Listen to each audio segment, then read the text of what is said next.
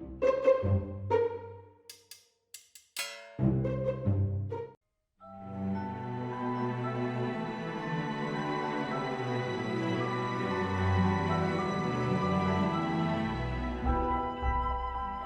guys, and welcome to another video. Today we're going to be discussing which classes are the most wanted and most desired during the Burning Crusade expansion. What I've decided to do is use a tier system, using obviously tier S to A, B, C and D, very similar to a competitive gaming setup. And I'm going to rate them not only on how wanted the classes are, but also how popular those classes. For example, Hunter is one of the strongest DPSs in the game, so they're very wanted, but technically not in high demand because they're very overplayed. And there are some very important points to make before we really get into the meat and potatoes of the video, because depending on how Blizzard wants to actually release TBC, it will change how much guilds actually want each and every specific class. For instance, if Blizzard decides to release pre-nerf raids rather than post-nerf raids, then the raid content will probably be quite difficult, which means very serious hardcore guilds will probably over-recruit warlocks and hunters at the early on in the expansion, because they do such ridiculous DPS, and other DPS in the game, they take a while to kind of scale up to be competitive with the other DPS in the game in later patches like Black Temple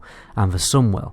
So that is just a little something to bear in mind. Just before we jump in guys, apparently only 11% of people who watch my videos actually subscribe to the channel, so I would quickly appreciate it if people did subscribe to the channel, because that really does help me out. So let's get into this tier list. It is important to note that this tier list, in my opinion, is accurate to what the Burning Crusade will be like in the first patch of the Burning Crusade when it launches.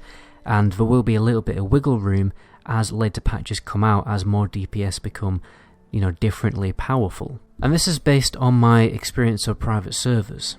I think the situation right now on private servers is probably very accurate to what it's going to be like when retail servers come out, because again, the try-hard and hardcore community have massively influenced how people play the game, because many people do know what classes and what setups are absolutely perfect and best in slot for serious raid progression. So I'm going to go through each and every class in a random order. I think I'll start with the warrior, and I'll start with protection spec. So protection spec I'm going to put in tier B. You may be thinking, well, why isn't a tank spec much higher? Aren't like tank specs in massively high demand? And they kind of are. In dungeon groups and pugs and stuff like that, people are always needing tanks, so they are in really high demand. But when it comes to actual guild recruitment, they're fairly low in demand, because honestly, in my experience, most guilds already have their 2 protection warriors sorted, and they recruit their 2 protection warriors very quickly, and there's only 2 guild spots, so it might be difficult for you to get a guild spot simply by the fact that there's only 2 spots. But when it comes to everything else, you're in much higher demand. You're like a tier S in demand when it comes to doing dungeon groups and stuff like that, although I would argue Pally is probably a little bit higher when it comes to dungeon groups, because they're much more desirable. But I'm not talking about Paladin just yet. Anyway, let's move on to Fury Warrior. So Fury Warrior I'm going to give tier C at the beginning of TBC's lifetime. They simply do not compete with the other DPS in the game. There's 2 main reasons for this. First reason is a lot of the fights are not very melee friendly, so that's a little bit of an issue. And then secondly, it's just simple scaling. Like Fury Warriors, when they get Warglaives, and when they get decked out in much powerful gear from the Black Temple and Sunwell, then they start destroying stuff, and they're much higher. They're like a tier A class, but at the beginning of BC's lifetime, they're basically a tier C class, just simply by the fact that their DPS scales better later into the expansion. Next, let's talk about the Mage. So Mage can actually just play pretty much any spec that they actually want to. Every single spec is viable in different patches throughout the game, and depending on what gear itemization you have. But anyway, Mage I'm going to put as tier C, very simply because early again, like it's a very similar reason to Fury Warrior. Early on in the expansion, they don't do the best DPS, although they're probably much better, to be honest, than a Fury Warrior and a Rogue, and again they just scale better later and later into the expansion to become more of a tier A class in like Black Temple and Sunwell patches.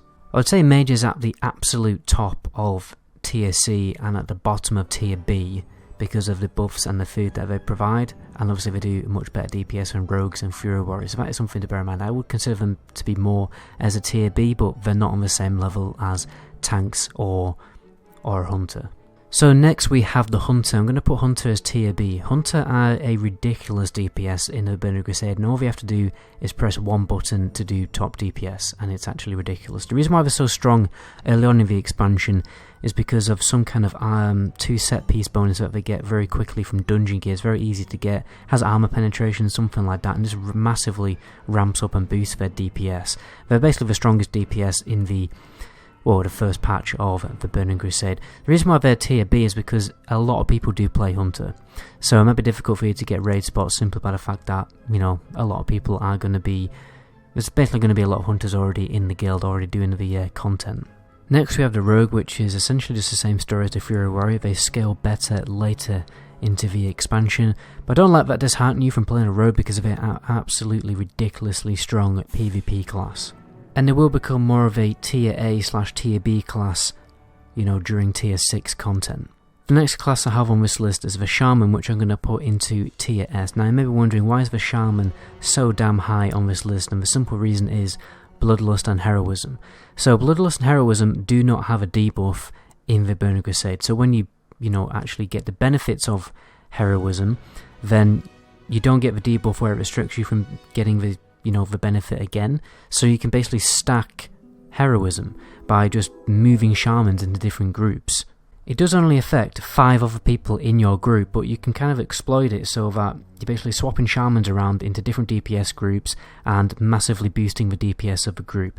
So when I say Shaman, I basically mean every single spec, but obviously Resto Shaman are probably in high demand than Elemental and Enhancement, but people just want Shamans so badly because obviously they're totems. I haven't even mentioned their totems yet, but mainly because of Heroism and Heroism stacking and exploiting that. That would be a ridiculously strong tactic in very competitive progressive raiding. Next we have Paladin. I'll go through Holy Paladin first. They are a tier A class. I put all the healers on tier A because healers are just massively needed, as they are always needed, because they're like one of the least played roles, obviously next to tank in the game, and yeah, people just always need healers, and Holy Paladin are really strong because they provide buffs. Each raid wants to bring enough Paladins so that they can benefit from basically every single buff. So Paladins are always in high demand. Protection Paladin, I've put them as tier B next to a Prot Warrior. They're in less demand for, I would say, raid tanking because they are more prioritized as an off tank, but when it comes to dungeons I would put them in tier S because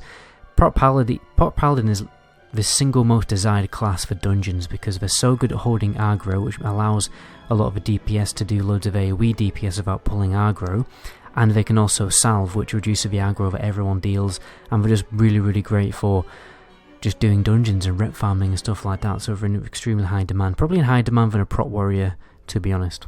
Next let's talk about the Retribution Paladin. So unfortunately I'm going to put Retribution Paladin on tier D. Now the reason I'm doing this is because you're probably only going to bring one Retribution Paladin to the raid for the simple reason of Crusader Strike, which refreshes the judgment debuffs of each and every single judgment. So what you normally do is you get a number of Paladins, to do Judgment of Light, Seal of Light, Seal of the Crusader, and then what happens is the Retribution Paladin just keeps them refreshed on the boss with Crusader Strike. Pretty straightforward. There's no real massive need to bring 2, because you could fill that slot with a Rep Paladin or a Rogue and do more DPS, so they are in, I would say, yeah, less demand. Very obviously more demand than they are in Classic because they are much stronger.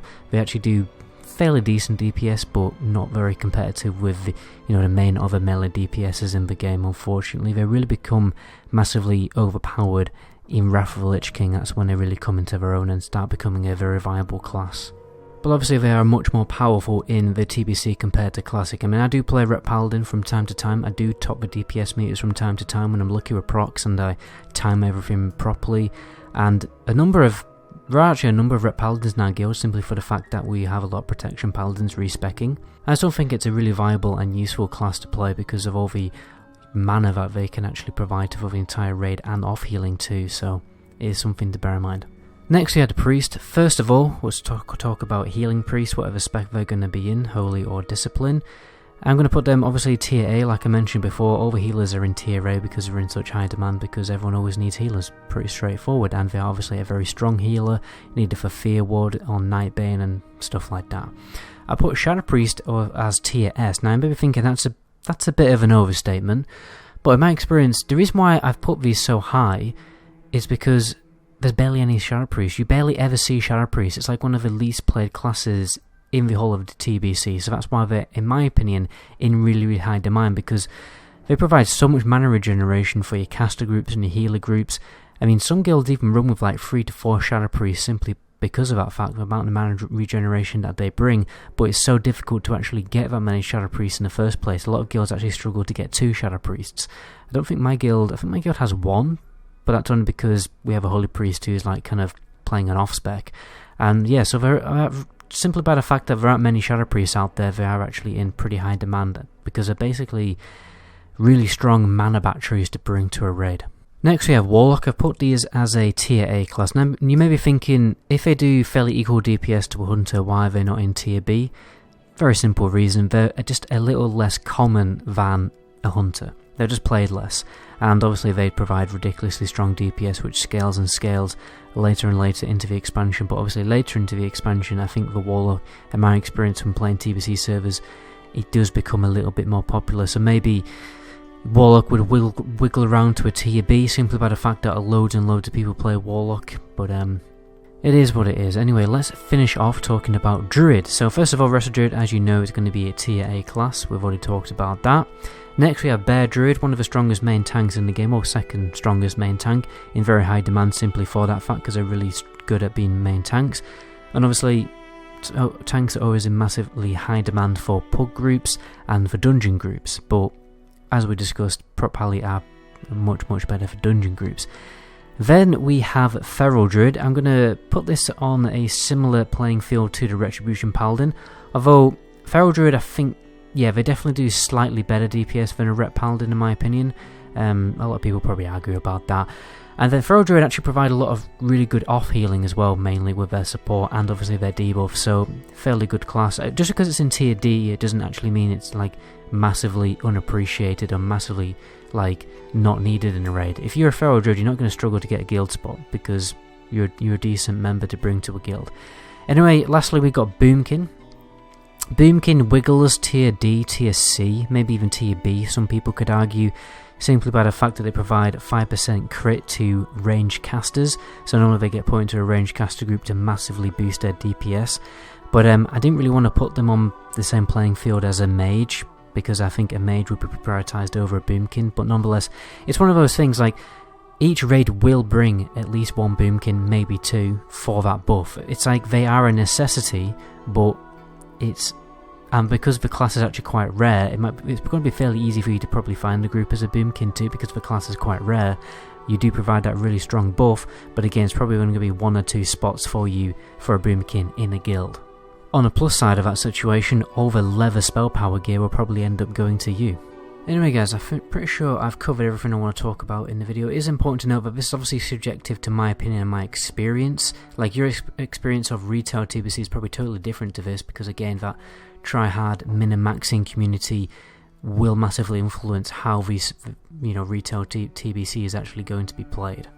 And obviously in different situations and different patches, different tiers, there is massive wiggle room of these classes in between different tiers, so that's another thing to bear in mind. But this is like I think it's a good overview or estimation of what it's going to be like when real BC comes out. Again, this was rated on not only a class's viability, but their demand based on how popular the actual class is, and that's why Priest is so high, because barely anyone plays Priest, and Warlock and Hunter a little bit lower, even though they're so viable, but so many people actually play those classes. But anyway, I've chin-wagged long enough.